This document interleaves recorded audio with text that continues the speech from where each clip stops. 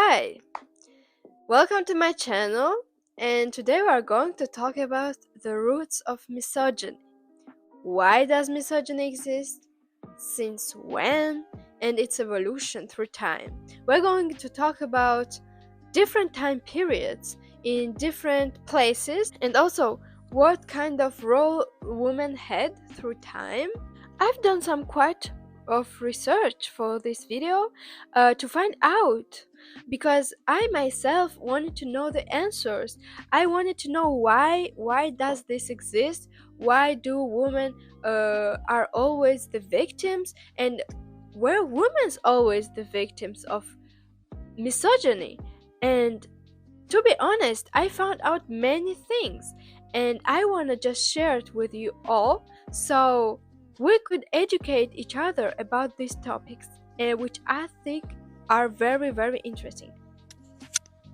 But before we dive into this complex subject, let's thank our sponsor of this video. I'm kidding. There's no sponsor because this is my very first video, guys. So please support me. I am very shy. So thank you for supporting. If there will be people who would see this, thank you. It took many uh, courage for me to do this video because I don't like really showing my face. So then let's start. So the first part will be about women's role in ancient time all around the world with different countries and cultures and timeline, as I said. The second part will be about the evolution of women's role through time. We are going to see. I'm not going to spoil it to you guys. The third will be why being a woman feels like a punishment in the modern days. That's it. That's it. So let's go and begin with the first part.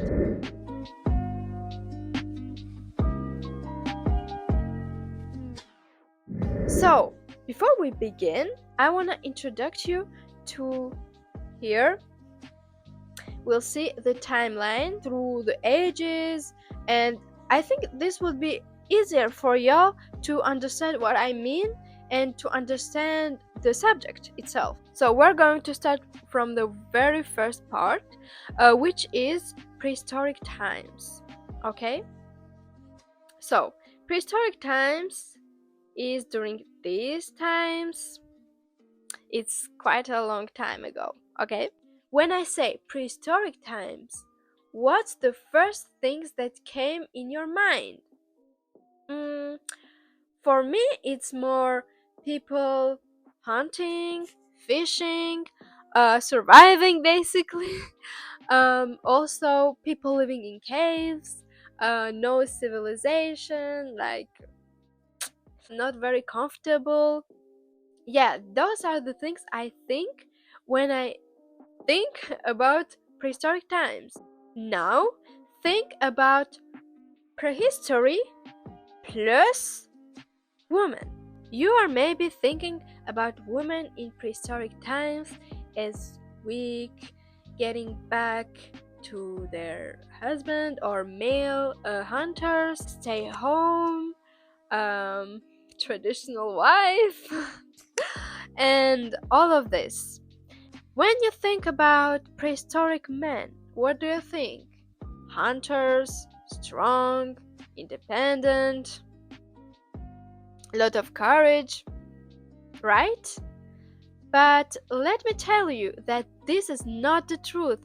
This was actually a propaganda from quite early ages, 19th to 20th century. Some scientists would tell the stories about male hunters, about men being very brave, men being dominant and also protective, providers, and all of these things, right? We actually found out that women had quite a big role in ancient times, especially in prehistoric times. And these male scientists weren't actually telling the truth. they were saying that women were kind of useless. They were more like stay home, and they didn't do actually anything really important. More and more women in 20th century started learning about prehistory and started become professionals in those subjects. Women actually found out that women in prehistory were kinda useful. They were very, very useful. And actually the gender roles didn't really exist in that time, and everyone was pretty equal. The gender roles like a woman is a stay home, man is a hunter, and things like this didn't exist. She could hunt. She had a very important economic role. She could do art, and the link between men and women could be very respectful and full of tenderness. Also, J. Stockdale said that our findings suggest that for thousands of years, the rigorous manual labor of women was a crucial driver for early farming economies. The physical demands on prehistoric women may have been underestimated in the past. The study shows, in fact, women's work was a crucial driver of early farming economies. In the days before the invention of the plow, farming would be involved the planting, tilling, and harvesting all caused by hand, and women likely carried out many of these tasks. Women were also likely to have been fetching food and water for domestic livestock, processing milk and meat, and converting hides and wool into textiles, said Mr. McIntosh. The study suggests women's labor was key to the rise of agriculture.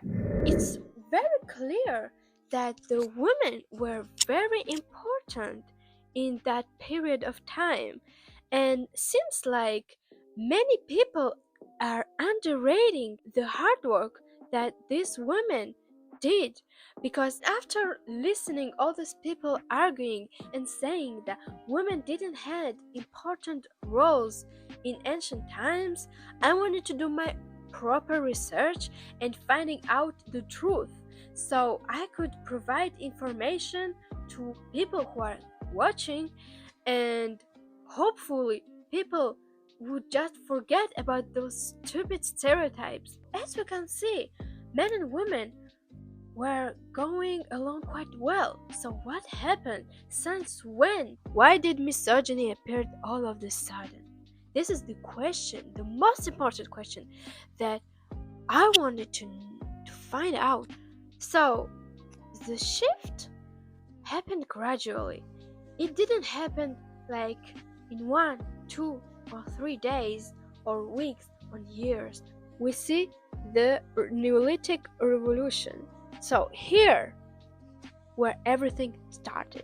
During the development of agriculture and rise of societies, more and more inequalities started to rise.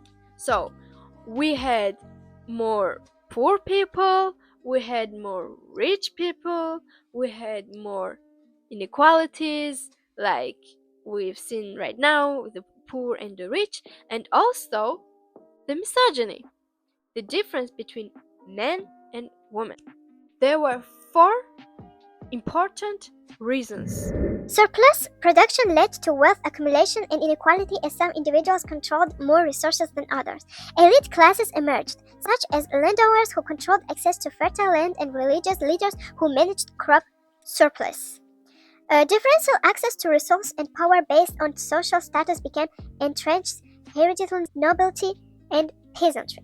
Gendered division of labor arose in agricultural tasks, with women often responsible for food processing, cooking, and childcare, while men typically handled field preparation, planting, and harvesting. So this was the first big reason and first big steps for the development of misogyny. The second reason was stronger patriarchal structures. As societies grew, a hierarchical political system formed, often with male leaders in charge. With the rise of cities, organized religion, and centralized government, many legal and religious codes reinforced male dominance. For example, the Code of Hammurabi. Y'all ask, what's the Code of Hammurabi? Let me explain you. The Code of Hammurabi is Babylonian legal text composed during 7055 to 7050 BC. It is the longest, best organized, and best preserved legal text from the ancient Near East.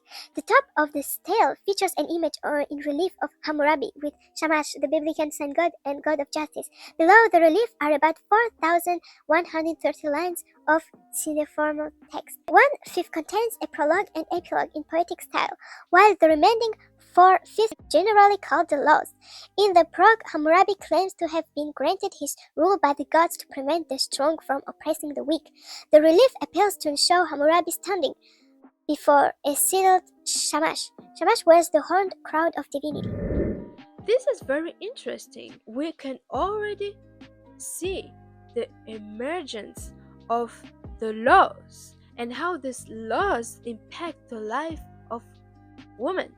This part was really intriguing for me, and I wanted to know more. So, what are the laws? Marriage and adultery. Law 128. If a man takes a wife but does not establish a contract, that woman is not legally his wife. Law 129. If a married woman is caught lying with another man, both shall be tied together and thrown. However, the husband may choose to pardon his wife. Law 130. If a man rapes a married woman, the woman is innocent, but the man shall be put to death. Divorce and property rights. Law 137. If a man wishes to divorce his wife who has borne him children, he must provide her with a dowry and allow her to live in his house. Law 138. If a man wants to divorce a wife who has not borne him children, he must return his dowry and compensate her financially. Law 141. If a woman neglects her husband and causes starfire, she may be divorced and sent away, or she may be forced to live as servant in her husband's house. Widows and inheritance. If a man's wife dies, her dowry shall be given to her sons, and they must care for her daughters until they're married. If a man's wife has children from a previous marriage, those children shall have the right to inheritance. Sexual and reproductive rights. If a man's wife is barren and he takes another woman to bear him children, he must still care for his first wife and cannot divorce her. If a man's wife becomes ill, he may take another wife, but he must continue to support his first wife for the rest of her life. These laws were actually very complex and very interesting, especially for that time period when the civilization wasn't still on the higher point of humanity. And these laws are quite right, like they're not bad, but actually, if you really think about this, you will see that these laws are treating women like property. And this is the huge problem with this. Because of this text, this ancient text, I guess many women in those time periods were really treated like objects and properties. And if you think about this, these laws are quite familiar. And what if I say religion? And this will be the third reason, big reason, for the roots of misogyny. Listen, I have nothing against religion and religious people, but you have to admit that those books were kinda not feminist friendly, let's say. For example, in Bible, we can see that you need to treat everyone right, that women should be treated right too. But you will also see many pages of the Bible where it says that woman kinda belongs to her husband and she doesn't have much to say about it. And this is quite problematic if we think about it. Anyways, I'm not going to go through that topic because there are some other people that talked about it and talked about how problematic some religions and religious beliefs are. And the problem is that those religious beliefs led to mass feminicides, injustices, and misogyny, and genocides, and religious wars, and yada yada yada. I'll put in the description a video about this topic, about the religion and its link to misogyny, because I think that I'm not the right person to talk about it, and there's really people who dedicated their whole lives to those studies and know explain better than me. Next, fourth big reason is the militarization and male dominance in warfare. As warfare became a key aspect of power, male warriors and rulers gained prestige. Societies that prioritized military strength over devaluated women's role outside of domestic lives. In many cultures, this led to women being increasingly confined to the household while men controlled public life. About this one, we are going to deep dive on the second part of this video. As we can see, women became less and less respected through time, and this is very sad to see. We can see the declining of the women's rights. We can see how all these four big reasons had a big impact on womanhood and a life experience as woman itself. But even though these women had big restrictions compared to men, there were still many proved to the world that being a woman doesn't mean that they are dumb or useless. They proved the world that women can be strong, intelligent, and independent. And this is what I'm going to talk about right now. So here we saw the prehistory, then we saw the Neolithic Revolution, and here we're going to more talk about the ancient times and how women were treated in those times depending on countries and empires and different cultures. Women in ancient Sumer, the first society to develop in Mesopotamia, were subordinate to men. That said, Mesopotamian women restrained significant rights. They could own businesses, buy and sell property, live autonomously, indicate divorce, and hold positions of significant religious authority. These freedoms were greatest early in Mesopotamia's cultural development and declined over time. The same goes with Egypt, where women had a prestigious role. Of course, these women needed to be from rich families, or because poor people had it really hard those times, even now, but especially in ancient times. So the women from rich and noble families had a high status in society, were quite important. Few women in Greece, aside from those who came from wealthy families, were taught to read and write, and most were married in their teens. And writers like Aristotle made it clear that they considered women to be unfit to make decisions for themselves. While education was generally denied to women, there were active contributors to the arts and literature. For example, Sappho, who wrote during the 6th century BC, was a famous female Greek poet.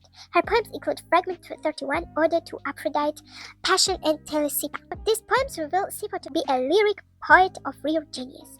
Her vivid dreamlike writings were unique because they centered the poem on the poet's subjective, emotional experience and eschewed the grand historical melodramas of previous Greek poets. And even in those times, women like Sappho exist to prove the world, to prove the societies, those patriarchal societies, that they were not unintelligent. And for example, Aristotle said, he said that women couldn't make the decisions from themselves, and she literally proved no, they literally can do decisions from themselves, plus they're fucking genius and they can write poems so sophisticated that they were one of the best poems written in the Greek history.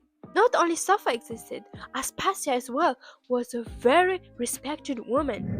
Aspasia is one of the best attested women from the Greco-Roman world and the most important woman in the history of 5th century Athens. In tradition, that can be traced back to the 4th century BC. In this painting by Nicolas André Monceau, she speaks while Socrates and Pericles listen attentively. Also, let's talk about Hypatia. Hypatia was a Napoleonist philosopher, astronomer, and mathematician who lived in Alexandria, Egypt, at the same time a major city of Eastern Roman Empire. In Alexandria, Hypatia was a prominent thinker who taught subjects including philosophy and astronomy, and in her lifetime was renowned as great teacher and wise counselor. Arete of Cyrene was a Greek philosopher from the 4th century BC. Arete is said to have been a highly educated woman who carried on her father's philosophical teaching. According to some ancient sources, she taught philosophy for over 30 years and wrote numerous works, but none of her writings have survived. Let's see in Asia.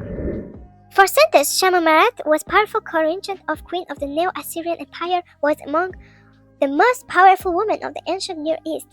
Hatshepsut was the first female ruler of ancient Egypt. Empress Wudition, who reigned from 1619 to 74 CE, was the only female emperor of Imperial China. She reigned during the Chinese Tang Dynasty and is now regarded as one of the China's most effective rulers. In the arts, many women produced books, poems, and philosophical texts. And the list goes on. As we saw, this woman clearly had very good capacities to do very intellectual things like philosophy, write poems, and being mathematician, being scientists. And no matter what, these women proved themselves in different matters and subjects. For now, I think the first part is complete. We already talked about quite a lot of things, and let's stay here because we had many informations. Let's breathe a little bit. And for now, we are going to go to transition to the part 2.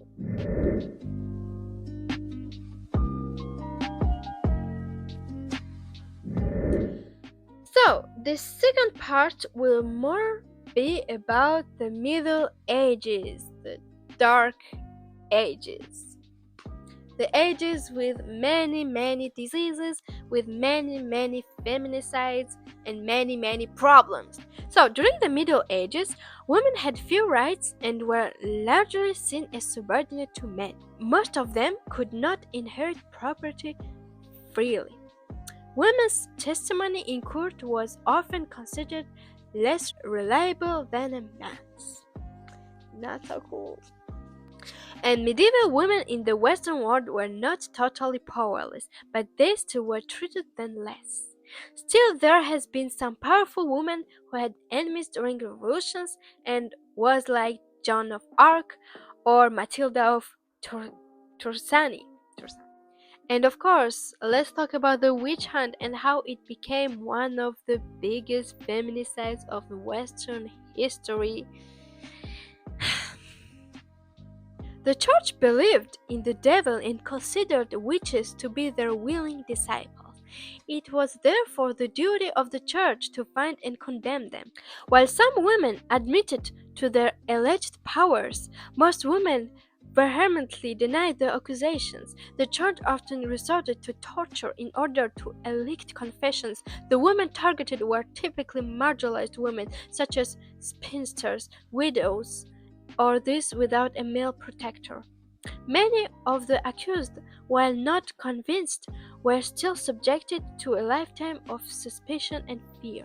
Furthermore, women employed in healing occupations such as laying-in nurses were in a vulnerable position. And we can see how there were no male witches. Isn't that strange that there's no male witches, only women? Ooh, women are so bad. They are so evil. Women are so hysteric. By the way, we're going to talk about this later. Even the heroic characters like Joan of Arc was burned alive because she was called out as witch. She claimed to have received divine visions from saints and angels, which the English court saw as blasphemous and dangerous. As much as we know, she was mentally ill individual. Many historians think she had schizophrenia.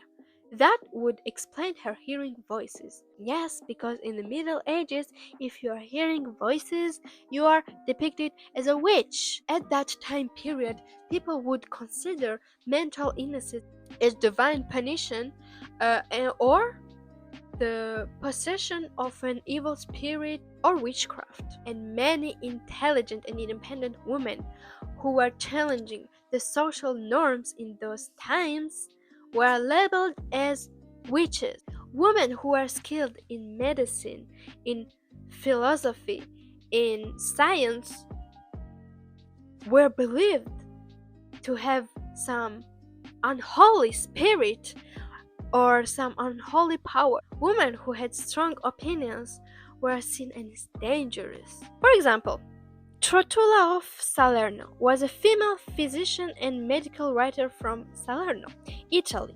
During the 11th or 12th century, she was famous for her work in women's health, gynecology, and childbirth, and she was part of the most advanced medical schools in medieval Europe. However, over time, her contributions were misattributed to men, and her name was even erased in some cases. Over time, male scholars could not accept that a woman had written such advanced medical texts. By the Renaissance, her contributions were almost entirely erased or rewritten by male physicians. And unfortunately, she was not the only one. We don't know how many women the works of women were stolen exactly because there were so many, and we're going to talk about a few of them. We just cannot talk about all of them because there's too many. This video will be like 20 hours long. Marie de France, 12th century poet and fabulist. She was a French poet who wrote courtly love poetry, fables, and Arthurian tales. Some of her works were credited to male poets or simply copied without her name. She was one of her first known female poets in Europe, but medieval literature often ignored her contributions in favor of male writers like Chrétien de Troyes. Also, Herod of Landsberg, 12th century, encyclopedist theologian. She was the abbess who wrote Hortus Deliciarum, one of the first illustrated encyclopedias of science, philosophy, and technology. Her work was appropriated. Her illustrations and texts were weirdly copied by male scholars, but her name was not preserved. The book was destroyed in 1870, further erasing her contributions. Next, Hildred of Bingen, mystic, composer, and scientist. She was a German nun, visionary scientist, and composer. Her work was appropriated. Some of her medical writings were later attributed to male scholars. While her theological writings were preserved, her scientific work was ignored by later historians. And we can go beyond Europe because Fatima el-Fahiri founded the world's first university of Al-Qarawiyyin in Morocco, but her role was downplayed. Lubna of Cordoba, 10th century, a scholar and mathematician in Al-Andalus, but her contributions were attributed to male colleagues. And we saw some quite a few examples here. As I said, those are not all of them because there's so many other women whose works been appropriated by men, but again, I just can't talk about all of them. I would love, but there's not enough time and space. And I think that these arguments which I showed you right now would prove to those people who are saying that in the Middle Ages women didn't do shit.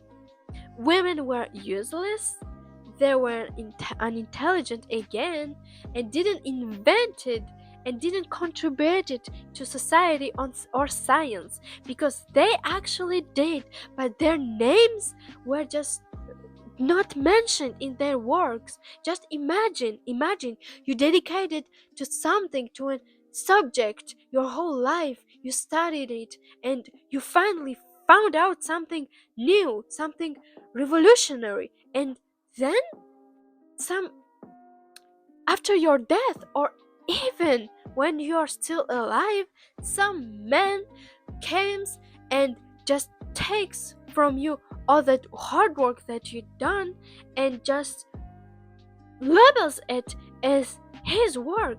How frustrating it should have been for this woman. I just can't imagine it. And this is kind of enraging. The only hope that the woman during the Middle Ages had to learn, read, and write was to become a nun, and for the only purpose of reading religious texts. Yeah, so among all the female population of that time period, only nuns could read and write.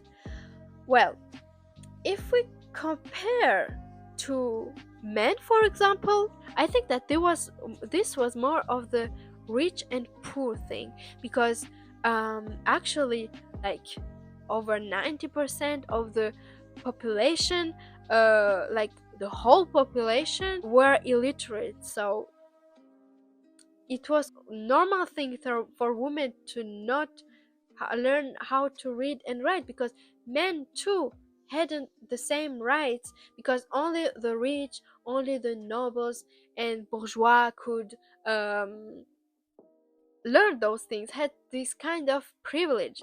So let's change the time period.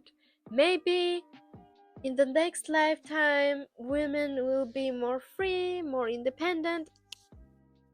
No, no, the response is no, because the next is Victorian era, the era of diseases. This is what I call it. During the Victorian era, uh, it's the 19th century, hysteria became a catch-all diagnosis for women who didn't confirm the social acceptations. Being too independent, sexually active, or outspoken. Christianity strengthened the idea that women were weak, sinful, and overly emotional. Some women were placed in asylums simply for being too emotional or resisting social roles. Here we go. So, now we are going to talk about the origins of the hysteria and why women are hysterical. Victorian society had strict moral expectations for women. The angel in the house, this is what they call. Women were supposed to be pure, self-sacrificing, and devoted to their husbands and children. The fallen woman, any woman who challenged social norms through sexual independence or working outside the home, was considered immoral or sinful. Women had few legal rights and were considered the property of their fathers or husbands. Universities were closed to women until the late 19th century. Upper-class women were educated only in feminine subjects like music, embroidery, and etiquette.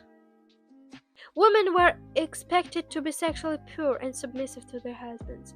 Birth control was taboo, and women had no control of their own bodies. However, the period also saw the rise of feminist movement. Of course, these movements were seen as bad, shameful.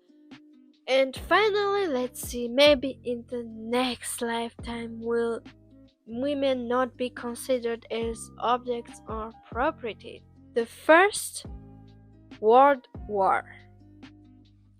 And I have good news, because finally we see some kind of equality, but this is not equality, like this is really far from equality. During the First World War, the nations at war mobilized their entire populations. The side that could produce more weapons and supply more troops would prevail in the end. Women took on new roles in the workforce, notably in war production and agriculture. This was the first time where women were allowed to work outside of their homes and were not viewed bad for this. Doctors, nurses, and ambulance drivers. The Salvation Army, the Red Cross, and many other organizations depended on thousands of female volunteers. Thousands of women are also served in U.S. Army Nurse Corps and the Navy Nurse Corps. The Hello Girls. The unit rescued women who were bilingual in French and English to serve as telephone switchboard operations on the Western Front.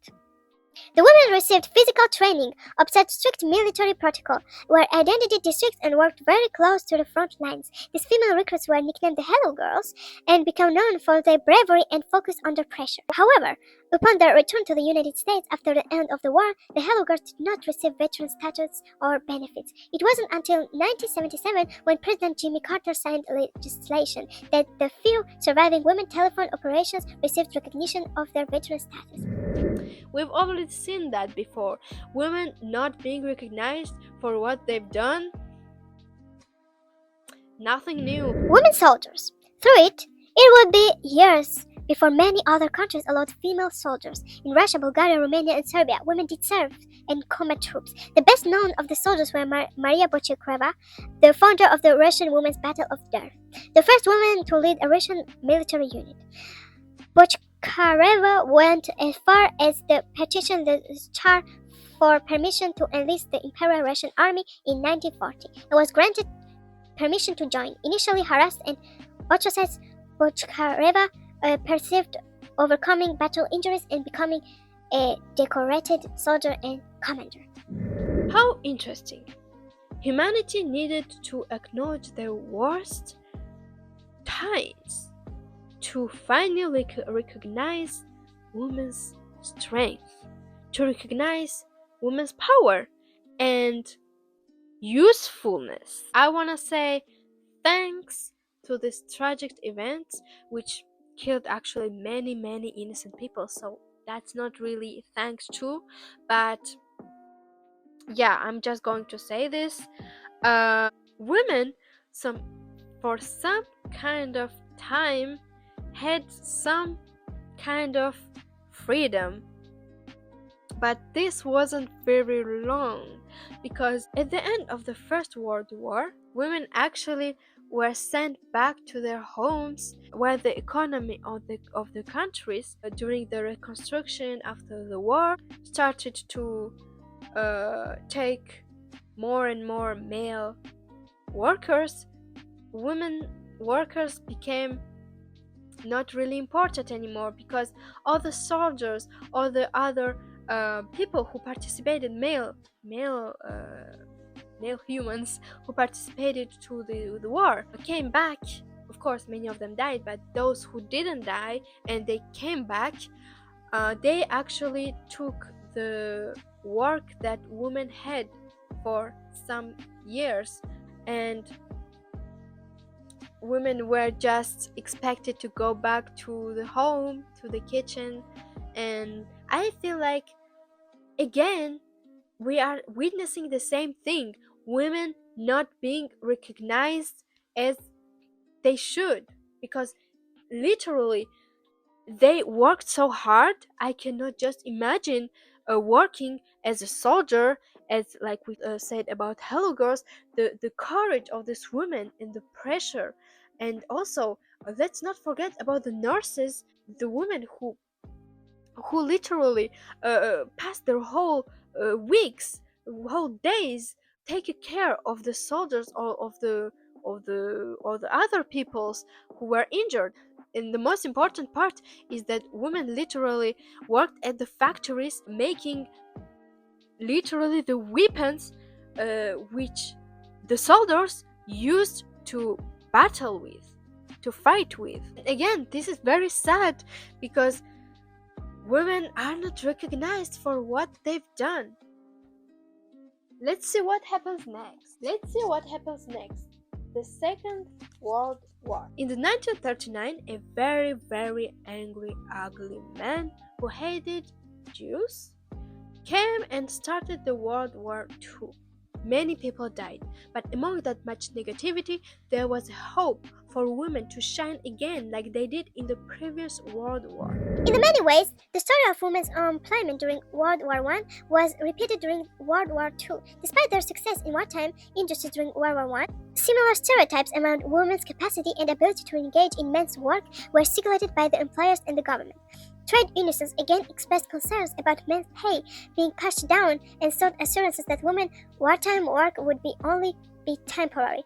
However, the needs of the wartime economy won again. In December 1941, the government conscripted single women aged 20 to 30 as auxiliaries to the armed forces, civil defense, or war industries. Propaganda leaflets urged women to participate in the war effort. During World War II, women worked in factories, producing munitions, building ships, airplanes, in the auxiliary services as air warders, fire officers, and evacuation officers, as drivers of fire engines, trains and trams, as conductors, and as nurses.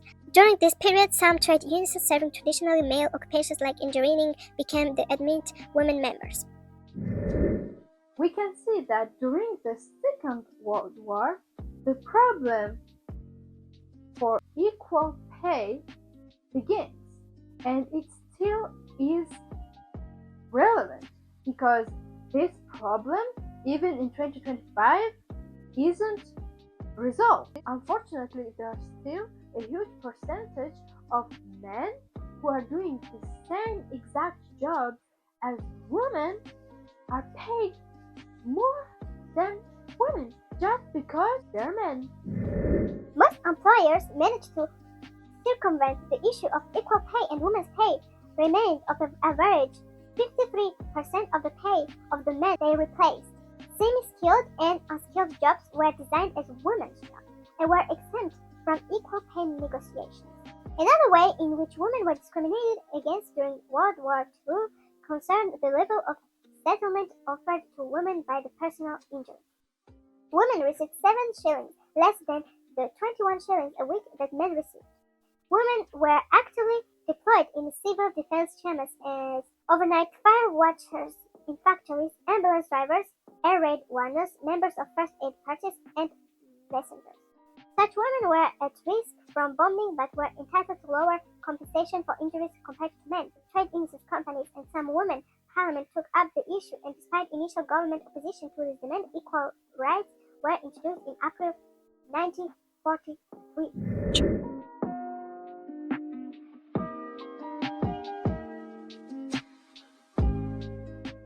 Hi y'all, it's me 2 weeks later, me from the future. I totally forgot to just take my mic and the voice was too bad.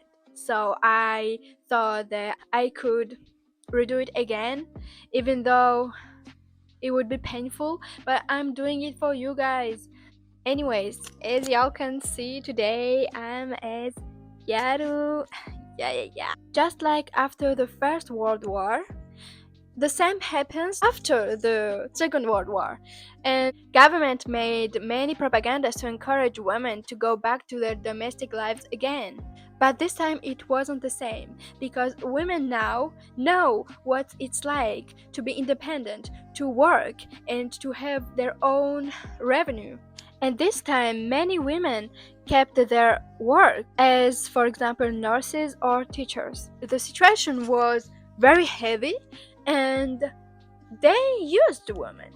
We can say that. We can say the word use because after they use them, that's literally what they've done. And when they're done, and when the situation just comes back, they're expecting to women just go back to their places like little dogs and obey.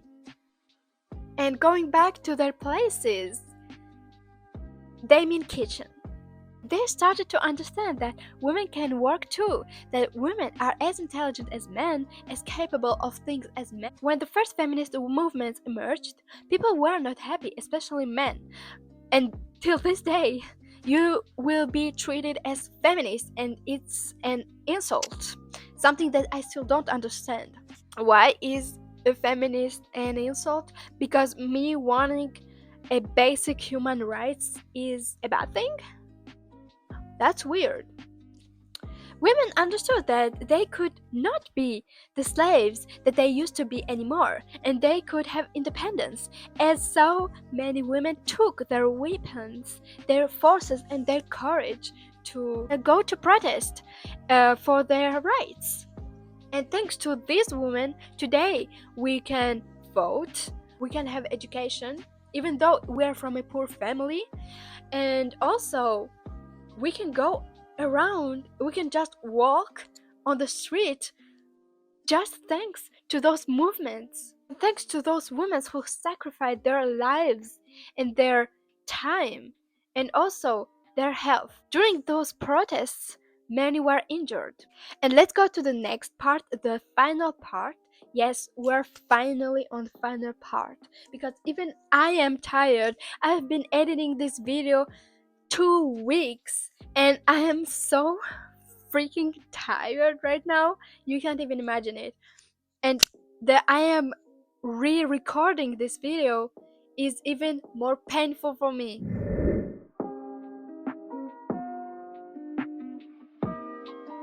I often hear women are domestic beings. They always been domestic. They've always been in home, and it's okay. It's a natural thing that men dominate over women. Um, Let me tell you, the nature itself says nope. The nature is not okay with that, okay? The nature actually is pretty feminist. And we're going to talk about the nature and its laws and compare it. How different of treatment women have in the nature, in the animal world, compared to humans. How humans treat women. And we'll see that those gender roles actually do not exist in the nature itself. Here I've took some examples in the animal world, different animal species where the females dominate over everything. Spotted hyenas. They live in the hierarchical social groups that consist up to 130 members, including up to 50 adult females, 40 adult males, and 40 offspring. In these clans, there's a strict linear dominance hierarchy in which all females and their young dominate all immigrant males. Daughters and sons inherit the social ranks right below that of their mothers. Thus, spotted hyenas live in the matrilineal societies led by an alpha female. Yes, we are talking about the alpha females here. Listen up. Followed by her young and all other females with their young. Below the lowest ranking native clan member comes the highest ranking immigrant male, followed by the other immigrant males. In exceptional cases, a male may lead a clan. Next are bonobos. In a study published in February 2025, scientists determined that bonobos could tell when humans didn't know something. The findings advanced researchers' proposal that, like humans, chimpanzees, and bonobo humans' close evolutionary cousins may also possess theory of mind. At the top of the hierarchy is a coalition of high-ranking females and males typically headed by an old, experienced matriarch, who acts as the decision maker and the leader of the group. Female bonobos typically earn their rank through experience, age, and ability to forge alliances with other females in the group, rather than physical intimidation, and top-ranking females will protect immigrant females from the male harassment. You see, even in nature, men love to harass women. Next are elephants. Elephants are generally gregarious animals. African bush elephants in particular have a complex, stratified social structure. Female elephants spread their entire lives in tight-knit matrilineal family groups. They are led by the matriarch, who is often the eldest female. She remains leader of the group until death, or if she no longer has the energy for the role. A study on zoo elephants found that the death of the matriarch led to greater stress in surviving elephants. When her tenure is over, the matriarch's eldest daughter takes her place instead of her sister. One study found that younger matriarchs take potential threats less seriously. Large family groups may split if they cannot be supported by local resources. As we saw here, those are few examples, but there's more, where the women dominate over the troop. She is the one who makes the decisions, she's the one who leads the group. So the argument about nature doesn't work, because in nature there's women who are leaders. It seems like in all nature only human beings invented the gender roles. It's very funny to me, because every time I hear something like, we humans, we are smarter, we are the best, we are the strongest, we are philosophers, we are the intellectuals, the animals, they're dumb. Well, that's the question I ask myself. Is it actually true? Because there's not one species in animal world that typically violates women. Like, violates specifically women and marginalizes them. Are humans truly intelligent? What we've learned so far, that actually the cavemans were not sexist. We've learned that women in the prehistory were strong and independent. We've learned that misogyny started to appear during the period of the Neolithic Revolution. Fourth, there were laws created to objectify women. Fifth, women had no power, no status, no education, and were super marginalized and literally used for forced marriages, arranged marriages, and just like mere objects. And even by many philosophers, women were considered as unintelligent and can't make decisions for themselves. Sixth, we learned that there were many women who, even through the marginalization and the discrimination, they still could prove that they were intelligent, and also they discovered and invented many useful things. Seventh, we learned that many scientific discoveries were actually stolen and were appropriated by men. Eighth, we learn about the First and the Second World War and how they used women, and at the end of the events, they just wanted to throw back women in the kitchen. And ninth, we learn more about the nature and how it respects women more than humans. It's a lot of information, so let's just analyze them and try to understand the question, the most important question, why you are watching this video. Why does misogyny exist? And here's my response. Men couldn't handle the fact that women were the true creators of life. Yeah, I already see all these angry men in my comments. Hopefully, my video reaches the right audience and not the incels. By the way, I want to make another video about incels, so stay tuned.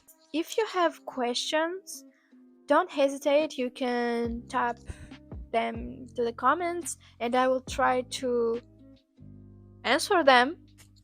I hope you like this video. It's my first, so don't be too harsh, please, with the critics. I like when people criticize me in the good way, positive way. And if I could learn some things, I'd be grateful. But please don't send me negative comments. I'll just delete them, block them, I don't know. Just don't do this. And you are not going to make me cry, you are not going to make me angry. That doesn't work on me. I've been on Twitter since I was 13, and I think that no other rage bait or hate comment would make me mad or sad. I really appreciated those who watched this video because it took me 1 month to make it. For the first video, it was really long, but I was very happy doing it, to be honest, and I don't regret it at all. I am so sorry for my disgusting accent. It's not my fault, it's something that's natural. Also, I'm sorry for my English because it's not my native language, as you've seen. This video is more of educational one. It's not about hatred towards men. I'm just saying the truth, the history, what happened.